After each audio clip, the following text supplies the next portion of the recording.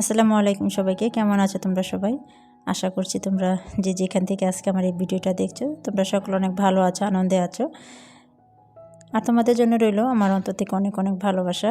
আর মন আল্লাহর কাছে এই প্রার্থনা করি তোমরা যে যেখানেই থাকো ভালো থাকো, সুস্থ থাকো। আজকে আমি ভাপা পিঠা রেসিপি নিয়ে চলে আসলাম। সকালবেলা নাস্তা বানাচ্ছি ভাপা পিঠা, সেজন্য ভাবলাম যে আমি আজকে এটা রেসিপি আকারে শেয়ার করে দিই।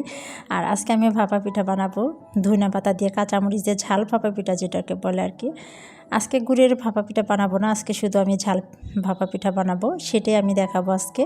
আর ভাপা পিঠাটা করার আগে আমি চালটা নর্মাল পানি দিয়ে, একেবারে নর্মাল পানি দিয়ে আমি অল্প অল্প করে পানি নিয়ে এটাতে আমি ভাপা পিঠার একটা প্রসেস করে নিচ্ছি। আর দেখো এমনভাবে আমি পানি দিয়ে করেছি যেটা মুট করলেই দলা পেকে যাচ্ছে, আবার টিপ দিলে ভেঙে ঝরঝরে হয়ে যাচ্ছে। এই রকম অবস্থায় হলে আমি এটা ভালোভাবে চেলে নিব একটা চালনি দিয়ে, প্লাস্টিকের একটা চালনি দিয়ে। তো দেখো আমি একটা চালনি দিয়ে ভালোভাবে চেলে নিচ্ছি।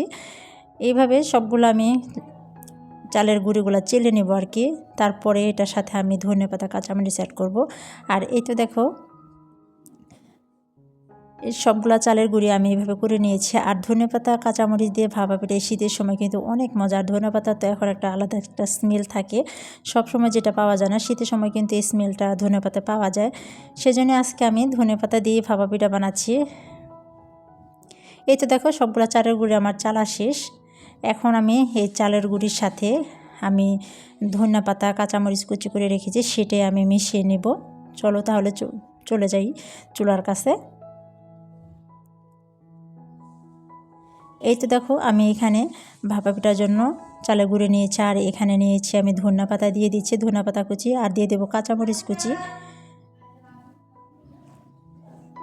এটা আমি ভালোভাবে মিশিয়ে চালের গুঁড়ির সাথে ভালোভাবে মিশিয়ে নেব। আর কিন্তু স্বাদ মতো কিন্তু লবণটা কিন্তু অবশ্যই দিতে হবে। এটা যেহেতু মিষ্টি কোনো গুড় কিংবা চিনি দেওয়া হবে না, সেক্ষেত্রে কিন্তু লবণের স্বাদটাই কিন্তু এই ভাপা পিঠার, বিশেষ করে লবণের স্বাদটাই এখানে।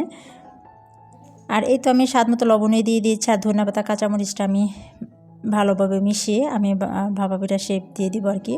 আজকে যদি এই ছোটো ভিডিওটা আপনাদের কাছে কোনো অংশ ভালো লেগে থাকে তাহলে আপনারা চাইলে একটা লাইক দিতে পারেন।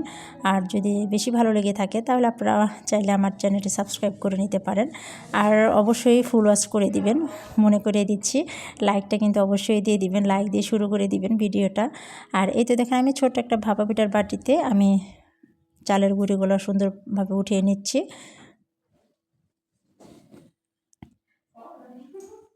এখন আমি এটাকে পাতলা একটা ন্যাকড়া দিয়ে, আমি অলরেডি পানি বসিয়ে রেখেছি, পানি কিন্তু অনেক ফাঁপ উঠে গেছে, অনেক বড় উঠেছে পানি।